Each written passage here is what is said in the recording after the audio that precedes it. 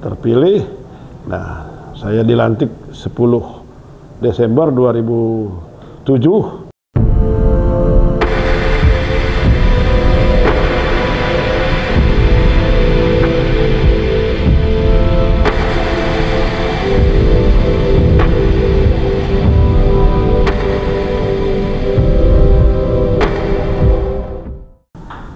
Apa kabar Bang Muklis? Alhamdulillah sehat, baik. Ya, pemirsa Pantau Lampung, malam ini kami berkunjung ke tempat saya biasa manggil Bang Muklis ya, Bang Muklis Basri. Kita akan berbincang-bincang. Bang Muklis ini sekarang jadi anggota DPR RI. Pernah jadi anggota DPRD Lampung Barat, wakil bupati, kemudian bupati dua periode ya. Ya. Tentu bukan hal yang begitu saja untuk mencapai kondisi seperti sekarang ini. Mungkin bisa diceritakan Bang. Ya. Bang Muklis lahir di Sumberjaya kalau saya. Ya, baiklah. Terima kasih Mas sudah datang ke kediaman saya. Yang jelas kita sehat ya. Silaturahmi hari ini. Sebelum saya jawab beberapa pertanyaan tadi, ya kita ngopi dulu ya. Ini kopinya sengaja, ini kopi Lampung Barat. Lampung Barat ya. Robusta ini ya. Nih. Jadi nggak usah jauh-jauh. Lampung Barat saja sudah penghasil kopi terbesar di Republik ini. Ya, sekali lagi terima kasih Mas. Iya. Ya, jadi bincang-bincang masalah siapa saya. Ya kan, yang jelas saya ini kan berangkat dari nol, atau apa kata orang itu, zero to hero, ya kan. Jadi saya ini orang kampung, lahir di satu daerah yang sangat terpencil di pedalaman Lampung Barat. Kalau sekarang sih sudah jadi kota. Iya. Sudah jadi kecamatan Kebun Tebu. Waktu saya kecil itu ya namanya kelahiran tahun 60-an ya kan. 60-an. Tahun 64 itu kondisi daerah saya itu bisa dibayangkan ya kan. Itu setelah saya artinya kecil itu, pada waktu itu ya biasa namanya orang kampung ya kan, kita bermain sesuai dengan apa yang ada, artinya lebih banyak bermain di sungai ya kan gitu. Nah, saya sekolahnya di SD 1 Purajaya ya. Jarak dari tempuh dari rumah saya lebih kurang 3 kilo, dan itu Purajaya itu kecamatan ya Bang? enggak, desa, desa Purajaya. Dari rumah saya itu sekitar 3 kilo, dan kita sekolah itu jalan kaki. Kalau soal sekolah ya kadang-kadang pakai sepatu, kadang-kadang tidak. Ya saya kira jangankan orang desa, orang kampung aja, orang perkotanya mungkin dulu belum pakai sepatu semua ya kan. Seperti itu. Nah, saya lulus SD tahun 76, saya langsung ya setengah hijrah lah ya. Bandar Lampung, saya masuk ke SMP 3. Ya, SMP Negeri 3 ya, karena kita mungkin murid Bang Bandel. Saya sempat tidak naik dan saya pindah ke SMP PGRI 1 Rawa Laut. Ya. Pertimbangannya ke SMP-nya pindah ke Bandar Lampung apa Bang? Iya, karena ya kita pengen, di sana nggak ada SMP? Ya, belum ada. Oh, ya, belum ada SMP. Ya kan, yang ada di Kota Bumi. Yang ada, tapi saya langsung ke Bandar Lampung saja pada waktu itu. Ya. Dan saya selesai SMP tahun 80-an ya. Dan melanjutkan ke SMA Negeri 1 Tanjung Karang. Selesai di situ 83, saya melanjutkan pendidikan ke perguruan tinggi, yaitu ke Setial kalau dulu ya. Sekarang sudah berubah menjadi UTB. Universitas Tulang Bawang. Jadi saya alumni Universitas Tulang Bawang. Nah, saya belum selesai kuliah, saya sudah berumah tangga. Dan perjalanan berumah tangga ya berarti kan saya harus bekerja karena saya tidak ada minat untuk menjadi pegawai negeri, maka saya ikutlah teman-teman saya. Artinya usaha, dan setelah itu saya bergabung di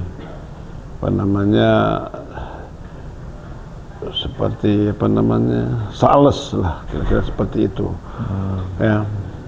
Dan karena di sini lebih keras, ya saya akhirnya mengambil satu pertimbangan, kesimpulan saya pulang ke kampung saya. Ya, sambil nunggu wisuda, saya boyong istri saya, ya. Saya pulang ke kampung, dan di situ saya bergaul dengan artinya pemerintah desa, ya. Setelah itu dengan tokoh-tokoh, dan kami waktu itu ya masuk dalam satu wadah, yaitu kami membentuk kelompok tani. Dan setelah saya membentuk kelompok tani, saya jadi ketuanya. Setelah situ saya beranjak lagi, naik lagi, bergabung ke KUD, yaitu KUD Sumber Jaya. Ya, KUD pada waktu itu masih menjadi anak emasnya lah ya. Ketua KUD, Bang? Ya, belum lah. Saya masih menjadi wakil ketua pada waktu itu, ya. Wakil sekretaris kalau saya nggak salah, KUD. Ya, merangkap saya sebagai manajernya juga pada waktu itu, manajer KUD Sumber Jaya. Ya. Kita bergerak di bidang pupuk, ya, kredit usaha tani, KUT, sudah itu pengadaan pangan, sudah itu pembelian cengkeh. Jadi disitulah saya artinya lebih banyak bergaul, ya, berinteraksi dengan masyarakat dari semua komunitas, baik itu petani, pengusaha, dan juga para pejabat. Karena dulu kan koperasi itu kan harus persetujuan departemen koperasi pada waktu itu.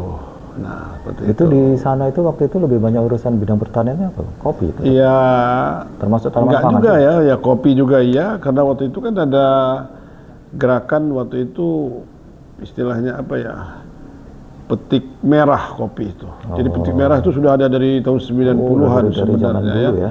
Yang dikoordinir oleh PT Abdina Jaya sebagai eksportirnya pada waktu itu.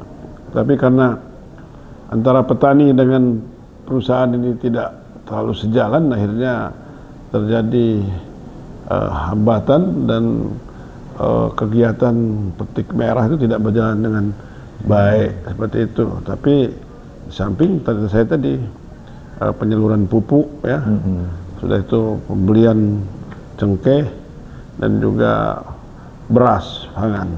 Dan itu kita kerjasama dengan Bulog untuk mengisi kebutuhan daripada Bulog sebagai penyangga pangan pada waktu itu.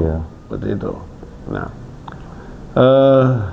kalau di partai kan saya sebenarnya sudah aktif di partai ini dari tahun 80-an.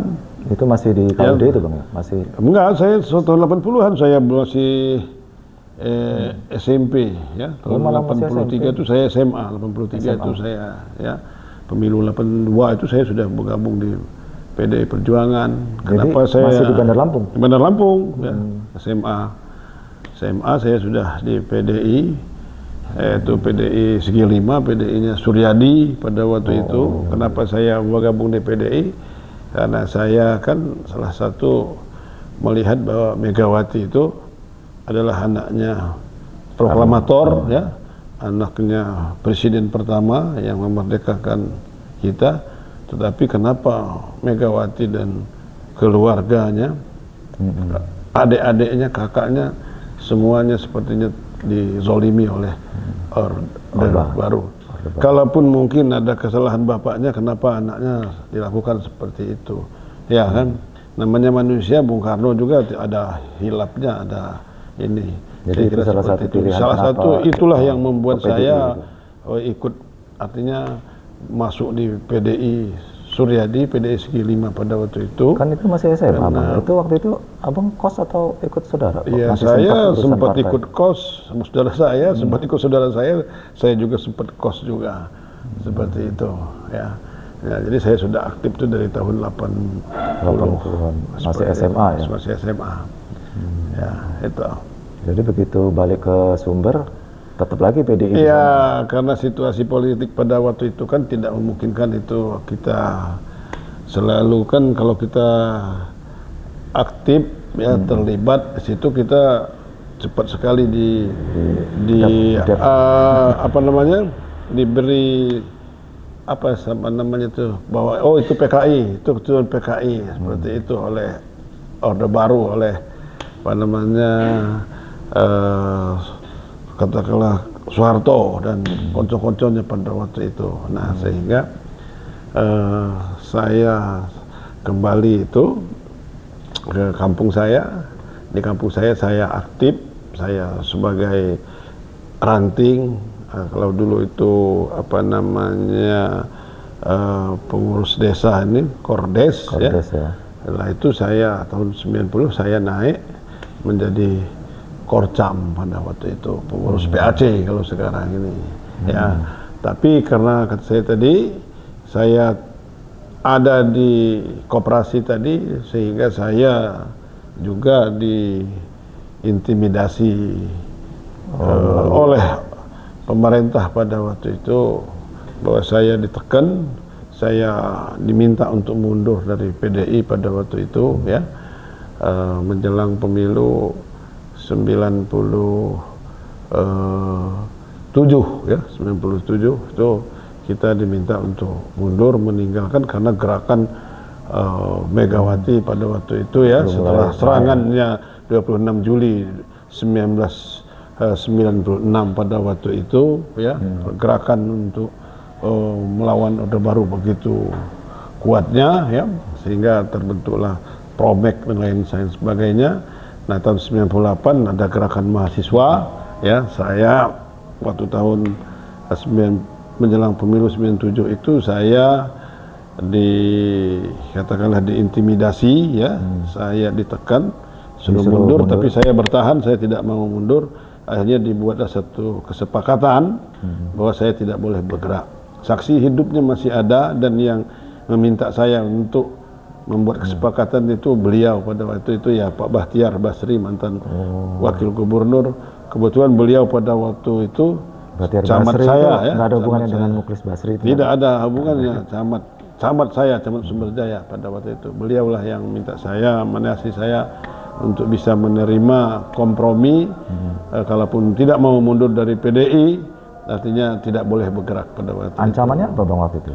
Ya ancamannya di KUD-nya yang bukan di KUD-nya, justru di personalnya di saya, bahwa artinya untuk menyelesaikan kamu lah, kira-kira seperti itu, mudah sekali ya kan. Akhirnya Abang fokus ke KUD?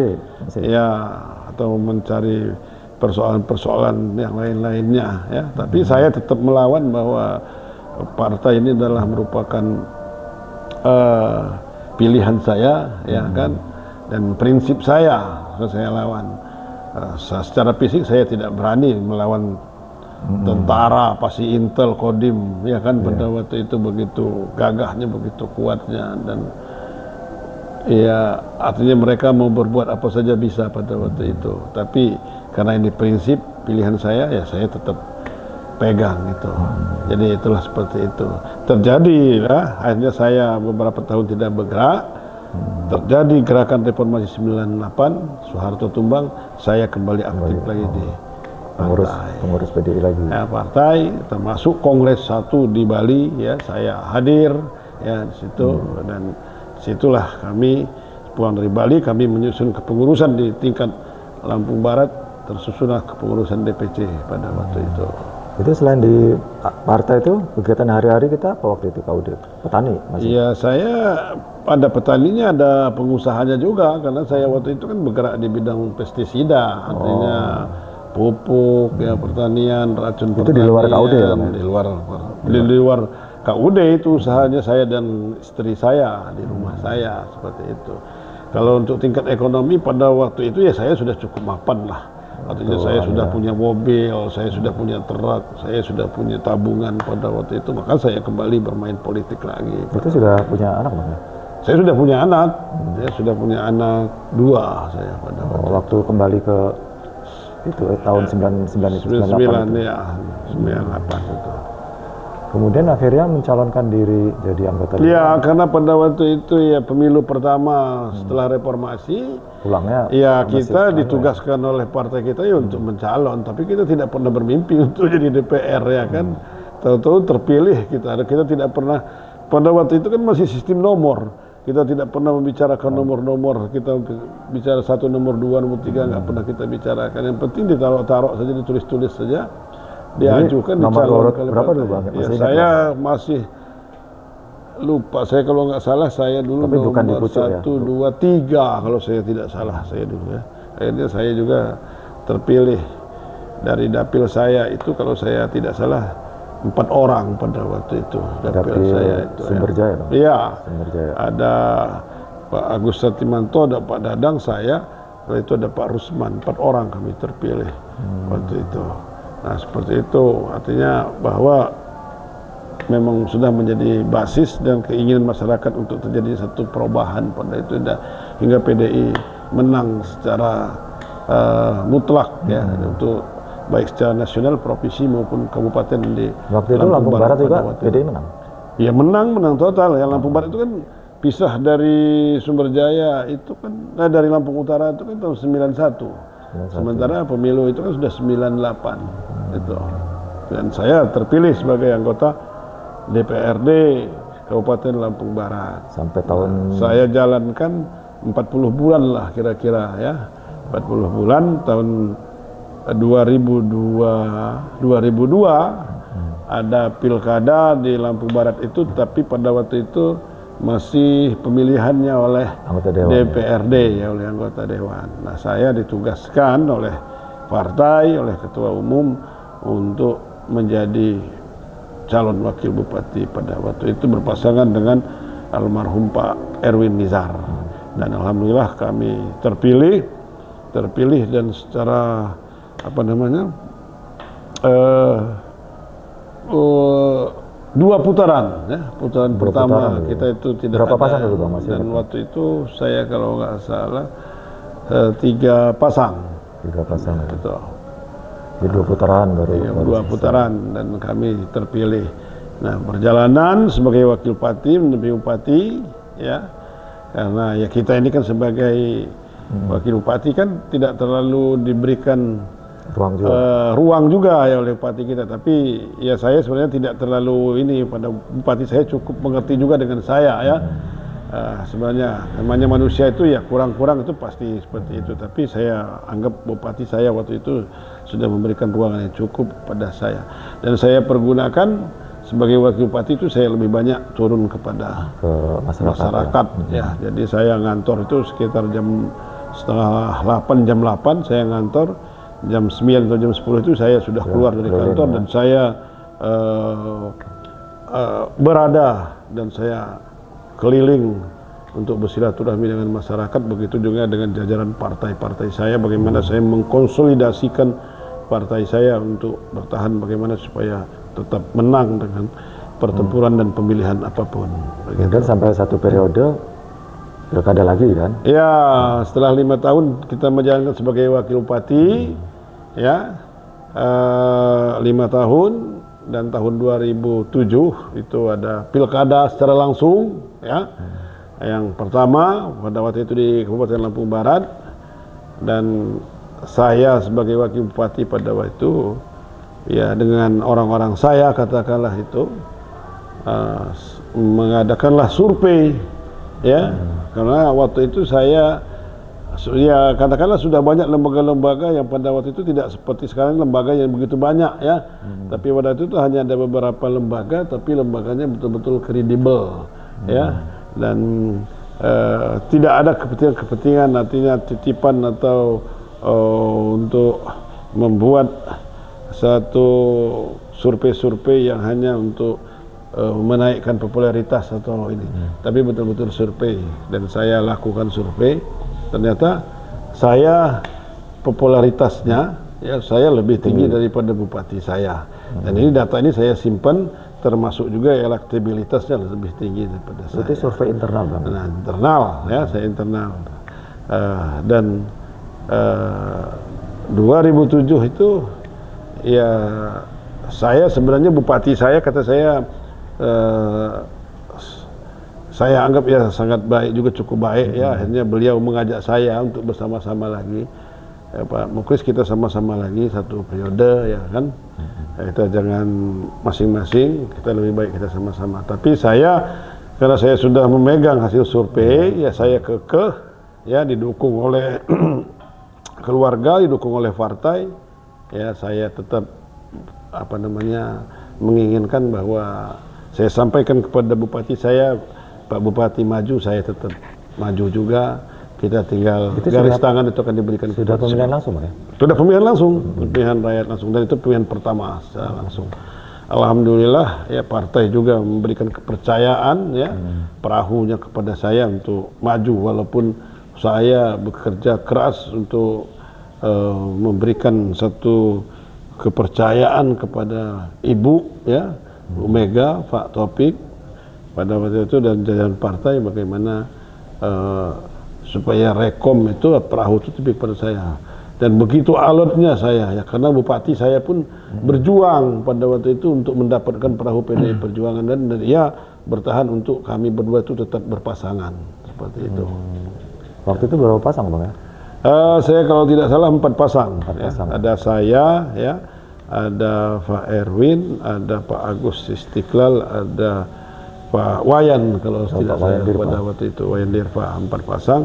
Alhamdulillah saya lah yang suaranya terbesar dan terpilih pada satu putaran ya waktu itu. Satu putaran ya, satu putaran, karena tidak ada dua putaran kan, kan suara terbanyak aja pada waktu itu kan, tidak ada bahwa harus 50% plus 1, nggak ada seperti itu. Nah, alhamdulillah saya diberi kepercayaan, terpilih. Nah, saya dilantik 10 Desember 2007 dan saya membuatlah program-program yang menurut saya program kerakyatan yang memang berdasarkan survei yang saya lakukan tadi, bahwa di dalam hasil survei itu program inilah yang diinginkan oleh masyarakat pada waktu itu, yaitu masalah infrastruktur, masalah jalan ya, infrastruktur, masalah listrik dan kesehatan dan pendidikan. Pertama itu fokusnya itu ya. Dengan hasil survei itu saya panggil kepala Bapeda saya ya, inilah program-program prioritas saya ya. Saya tidak ada 100 hari, tidak ada 1 tahun pertama, yang jelas saya bilang bahwa ini program-program, karena inilah hasil survei bahwa masyarakat ini mengadakan ini. Sehingga saya membuatlah pertama, jalan di tempat saya pada waktu itu, saya buat satu kebijakan, tidak ada jalan lagi aspal curah ya, atau lapen, tidak ada lagi program jalan lapen. Saya berhentikan jalan lapen dan saya buatlah program di Lampung Barat itu jalannya harus jalan beton semua. Kalau tidak jalan beton, jalan hot mix ya. Kenapa saya membuat itu? Karena Lampung Barat itu kan tanahnya labil ya, setelah itu curah hujannya juga sangat tinggi. Jadi kalau aspal lapen itu mungkin baru 3 bulan saja sudah tabur jalannya kembali, karena tanahnya kita labil tadi dan curah hujannya tinggi. Dan itu yang untuk infrastruktur. Maka sampai sekarang pun infrastruktur yang saya bangun itu ya, yang saya sebut itu dari jalan licin menjadi jalan beton, dari tidak ada jalan menjadi ada jalan ya. Dan saya membangun jalan-jalan itu prioritas yang pertama ya daerah-daerah yang basis menuju pendidikan, menuju kesehatan ya. Karena pada waktu itu kan puskesmas kita kan masih jarang ya kan, sehingga dengan tidak adanya jalan, banyak waktu itu ibu-ibu ya yang sedang hamil melahirkan itu ada yang meninggal dunia di jalan seperti itu, karena tidak ada jalan, jalannya masih sangat parah. Nah, itu yang pertama, masalah infrastruktur. Yang kedua ya masalah pendidikan Kenapa pendidikan ini menjadi prioritas? Saya survei tadi bahwa anak-anak itu dari lulus SD di Lampung Barat pada waktu itu hanya 59%, ya. 59% itu lulus SD itu yang bisa melanjutkan pendidikan ke SMP, ya. Nah, dari SMP itu di bawah 50% yang bisa melanjutkan ke jenjang SLTA, SMA atau SMK atau ke pendidikan SLTA tadi. Sisanya makanya sisanya itu ya kembali ikut bapaknya, ikut ibunya ke kampung, bekerja, bertani, berkebun, berladang. Bahkan pada waktu itu ya banyak mereka itu yang di bawah umur tadi menjadi tenaga kerja yang ke Jabotabek sana. Itulah yang saya sampai sekarang ini Lampung ini kita menjadi masih persoalan kita sebenarnya Lampung ini. Lampung ini sampai saat ini masih menjadi eksportirnya pembantu rumah tangga, ya. Mohon maaf saja. Kenapa sampai saya bilang menjadi eksportir pembantu rumah tangga? Coba kalau kita saudara-saudara kita yang dari kerja di Jakarta atau punya tinggal di Jakarta, kalau mereka pulang ke Lampung itu sering dititipin.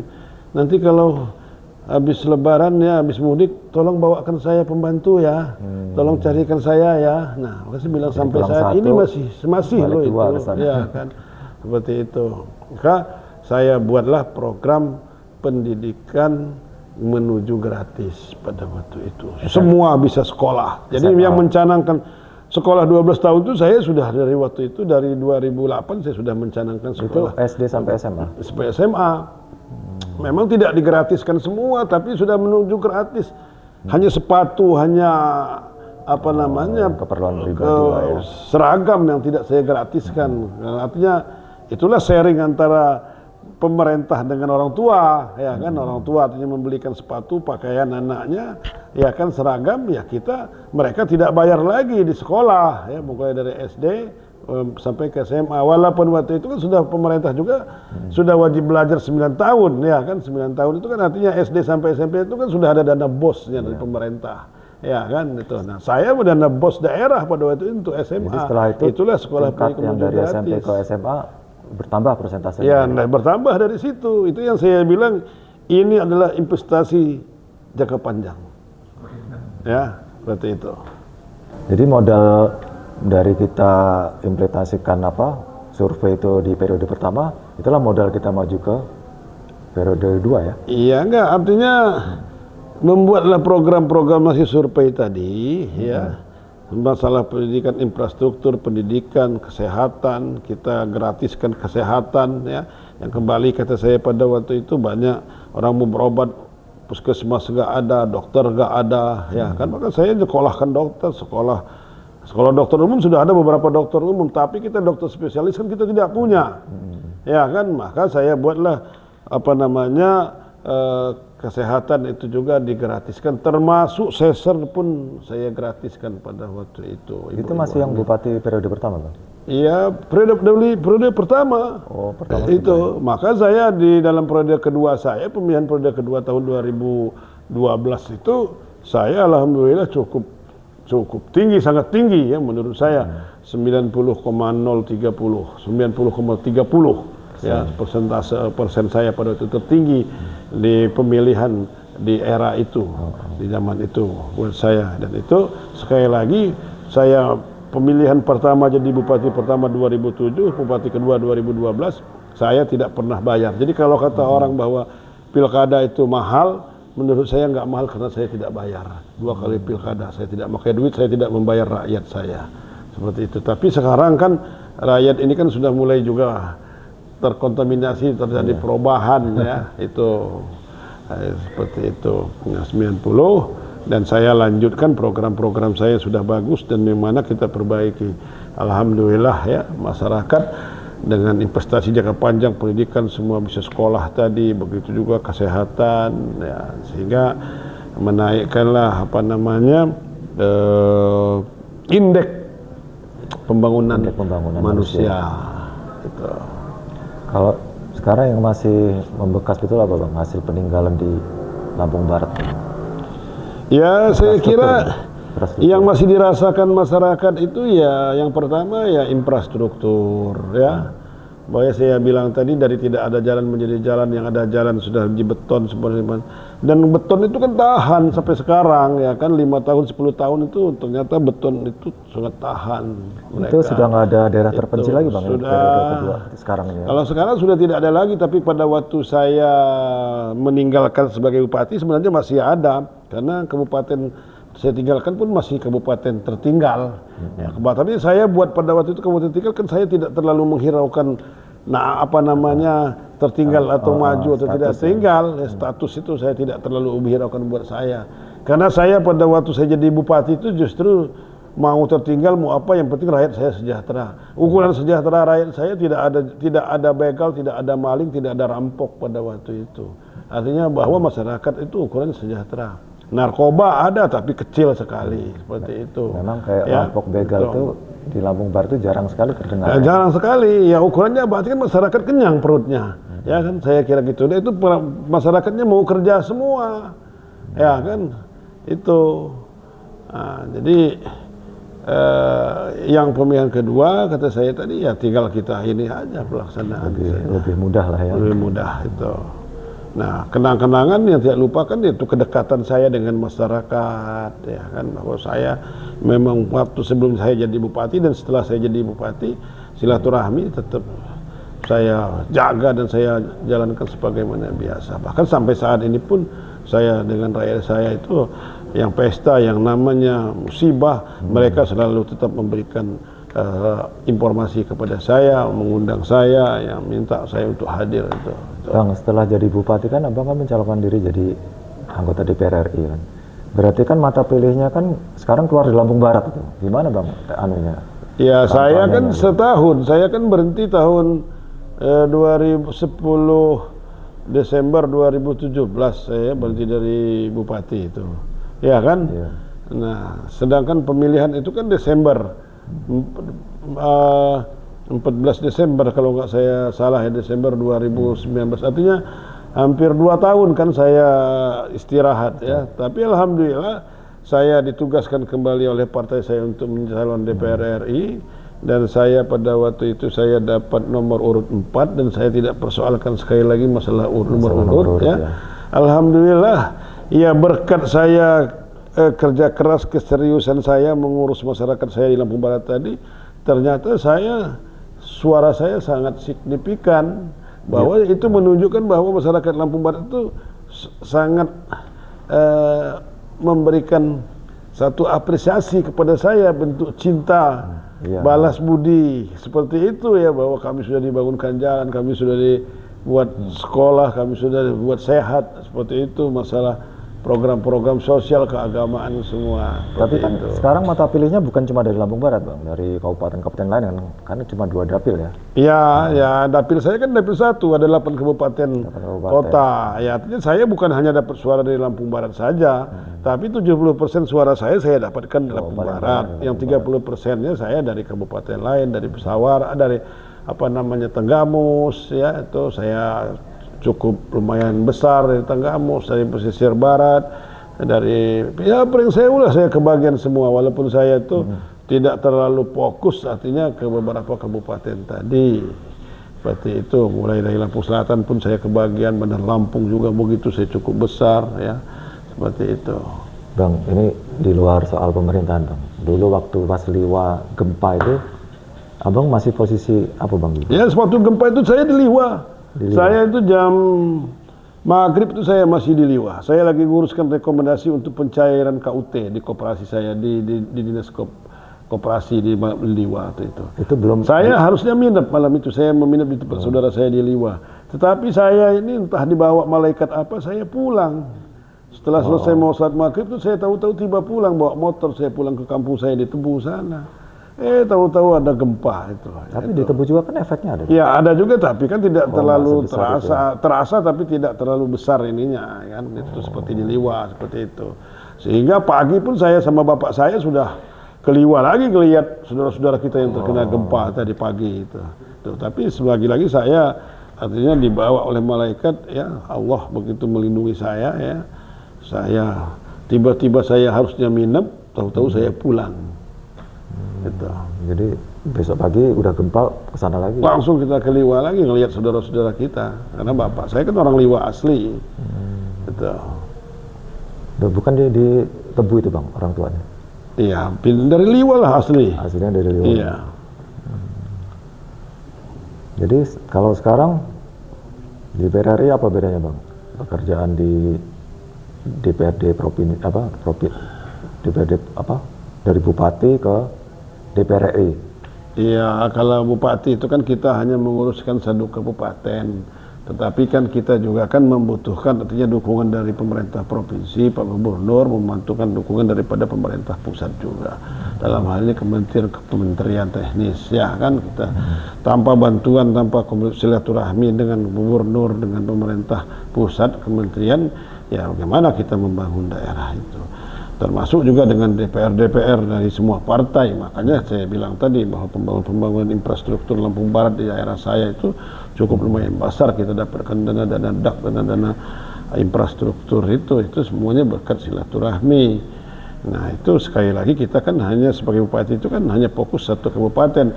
Tapi kalau kita sebagai DPR RI ini di samping dapil kata saya tadi 8 kabupaten, ya kan, separuhnya Lampung ini, ya kita ini kan DPR RI kan DPR pusat. Artinya seluruh daerah kita ini harus kita menjadi tanggung jawab kita, ya kan. Artinya DPR ini kan hanya 3 kan tugasnya, yaitu membuat undang-undang, ya kan, legislasi, membuat anggaran, setelah itu pengawasan. Artinya yang lebih banyak kami ke daerah-daerah itu selain kita menghimpun aspirasi masyarakat yang mendengarkan harapan keinginan pada masyarakat, ya juga kita mengawasi. Artinya anggaran yang diberikan kepada daerah-daerah bagaimana pelaksanaan dan penggunaannya. Ya, makanya saya sering ngobrol sama teman-teman Bang Muklis itu. Kalau ngikutin Bang Muklis itu ke daerah-daerah capek rasanya katanya kan. Tapi fisiknya mungkin Bang Muklis ini kayaknya kuat betul. Jadi ya, yang suka ngikut itu apa Bang resepnya Bang? Ya nggak ada resepnya, ikhlas aja. Kalau olahraga rutin saya kira saya bukan yang olahragawan. Saya itu hanya kadang-kadang saya berenang di laut, ya kan, kadang-kadang seminggu 2 kali. Tapi pun itu kan tidak terlalu rutin juga. Ya, yang saya lebih rutin mungkin jogging aja saya. Di rumah aja. Ya, jogging saya, ya enggak, kadang-kadang saya di ITERA, kadang-kadang saya di Wai Halim, kadang-kadang saya di UIN, ya. Kalau di Jakarta saya di halaman kediaman saja, saya ya artinya paling tidak seminggu 3 kali itu saya jogging, dan saya tidak terlalu lama jogging, saya hanya sekitar 1 jam lah, lebih kurang 5 kilo lah seperti itu. Nah, dalam sehat sudah itu ya kita bekerja ini, berjalan ini ya tulus-tulus aja, ikhlas-ikhlas itu. Saya kira itu saja yang tidak saya membuat saya capek, ya kan. Capek itu kan karena orang tidak ikhlas, tidak tidak enjoy. Nggak ya ada kan? beban gitu Bang. Tidak ini ya. Jadi kan dia merasa capek, jauh segala macam. Kalau saya ini kan kadang-kadang saya baru nyampe Lampung Barat, baru berapa jam saya harus kembali lagi karena ada panggilan dari praksi atau dari komisi penugasan, ya kan, seperti itu. Jadi Bang, setelah jadi anggota DPR RI masih ada lagi Bang cita-cita yang masih pengen masih pengen jadi anggota DPR RI lagi? Saya ini kan petugas partai Mas, ya kan, saya ini berterima kasih ya kepada partai ini, kepada perjuangan ini, ya, kepada Ibu Ketua Umum ini. Begitu sudah banyaknya saya ditugaskan oleh beliau. Ya. Kalau saya ini tidak ikut Ibu Mega, tidak ikut PDI Perjuangan, siapa saya ini? Saya bilang dulu sama kawan-kawan kita ini, saya ini air comberan, disiramkan ke tanaman aja tanaman mati. Saking nggak ada gunanya kita, siapa kita ini? Ya pada waktu itu ya. Tapi karena saya bergabung dengan Ibu Mega, ikut PDI Perjuangan ini, wah kita ini menjadi orang yang terhormat. Ya. Menjadi dimuliakan, yang terhormat, yang kami muliakan, anggota DPR RI. Nah, itulah yang membuat Abang nggak pernah pindah partai Bang, kan banyak politisi yang pindah-pindah. Ya, saya ini mau dibayar berapa, mau dikasih apa, saya nggak mungkin saya pindah ya. Dan itu sudah pernah ya pada waktu 2009 ya, 2004-2009 itu saya ada salah satu partai yang pada waktu itu berkuasa. sudah meminta saya, ya, dan bukan main-main ya. Artinya yang meminta saya itu adalah yang punya partai, ya, yang pada waktu itu partai itu berkuasa, ya, sampai ketua DPR pada waktu itu Marzuki Ali itu memanggil saya di ruang kantornya di DPR RI itu. Dia minta supaya saya menjadi pemimpinnya partai dia di Lampung sini. Tapi saya kan saya nggak mau meninggalkan partai saya. Toh saya juga sudah ikut berjuang, kata saya dari tahun 80 sama Ibu Mega saat ini. Walaupun kita di daerah, Ibu Mega nggak tahu kalau kita berjuang di daerah. Ya. Tapi saya, Ibu Mega itu sangat tahu sama saya kalau sekarang ini ya.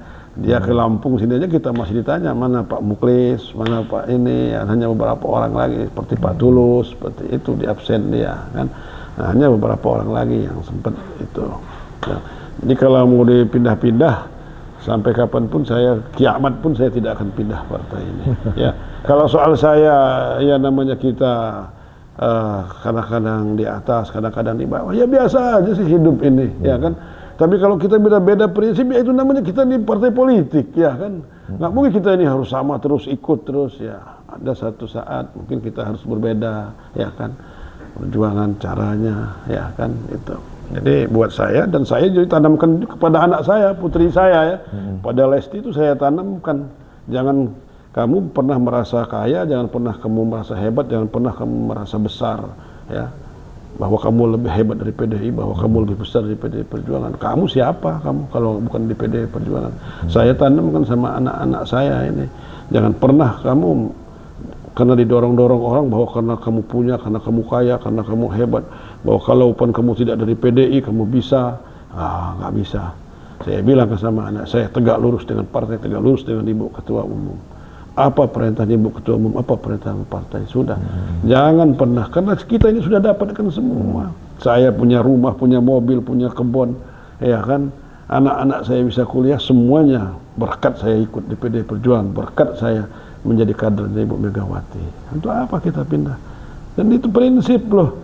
Ya, saya kadang-kadang lucu, orang yang sudah 3 kali jadi PDI Perjuangan, jadi DPR, jadi DPRD, 3 kali. Gak terpilih sekali, langsung pindah. Ini orang-orang yang tidak punya prinsip, kalau menurut saya. Tidak pernah berterima kasih kepada DPD Perjuangan ini. Padahal mereka sudah dapatkan segala-galanya juga dari partai ini. Kecuali kalau memang dia dipecat partai.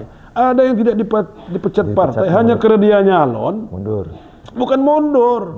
Dia tidak kepilih lagi. Pindah partai. Kan kesalahan dia tidak terpilih itu. Berarti kan dia tidak rawat. Dia tidak turun, dia tidak kerja untuk rakyatnya. Itu. Ya, artinya dia nggak mampu lah ya. Ya. Dan sekali lagi saya tanamkan betul kepada putri saya yang saat ini jadi DPRD provinsi, ya, di daerah pusat. Jangan coba-coba ya mau melawan kebijakan partai. Seperti itu. Bang, selama dulu kan abang itu waktunya kan sibuk untuk partai, untuk pemerintahan. Dulu membagi waktu untuk keluarga gimana, Bang? Nah ini saya kadang-kadang istri saya ya kan, ya, kamu ini lebih mementingkan partai, sibuk saya udah ini, saya pengen ini sama cucu sama anak kamu. Karena waktu saya masih di PC dulu kan, di PC sama anak saya belum punya cucu pada waktu itu. Apa namanya, lebih banyak betul saya nguruskan partai. Jadi memang diprotes juga. Dan saya memang happy, saya enjoy saya di partai pada waktu sebagai ketua DPC itu, gitu. Senang saya. Karena saya ini menjadi bupati ini kan yang pertama ya keluarga dekat saya ya, yang bekerja. Yang kedua adalah partai.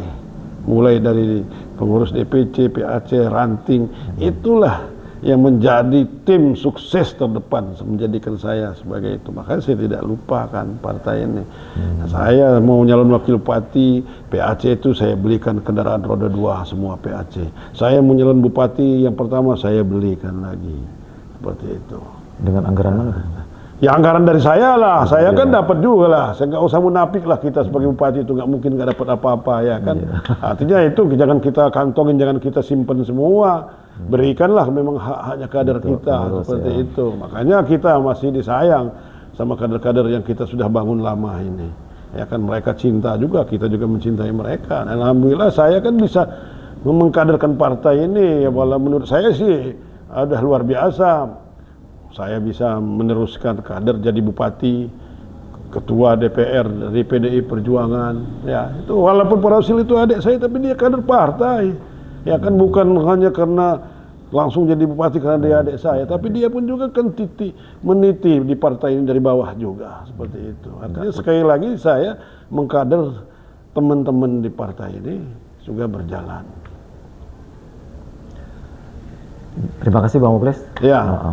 Waktu sudah semakin malam. Iya, terima kasih lah kita silaturahmi. Sebenarnya kan kita masih banyak kita ini kan. Saya semua cinta karena saya ini selain saya sebagai apa namanya DPR RI ini, saya juga kan ditunjuk juga oleh teman-teman menjadi ketua Dewan Kopi Lampung. Saya ini sangat mencintai karena saya ini juga bisa sekolah kan dari kebun kopi juga. Ya. Itu. Kalau nggak salah sekarang mungkin nambah lagi sedikit nih soal sekarang jadi ketua Pejuang Siliwangi ya, Pejuang Siliwangi. Iya, ketua Pejuang Siliwangi. Ya saya juga dipercaya, saya sudah cukup lama, saya sudah pernah jadi ketua DPC-nya Lampung Barat. 5 tahun yang lalu saya jadi ketua DPD-nya Lampung, dan sekarang kemarin saya dipilih lagi, diminta lagi oleh teman-teman untuk menjadi ketua DPD PSI Lampung. Ya, kita saat ini sedang tahap menyusun kepengurusan. Ya. Iya. Memang berbincang dengan Bang Muklis itu nggak akan ada habisnya, begitu banyak yang harus disampaikan sebetulnya. Tapi ya karena keterbatasan waktu. Terima kasih Bang. Iya, terima kasih. Ya. Insya Allah kita lanjut nanti silaturahmi, lain lagi persoalannya, bahasannya. Minum lagi kita.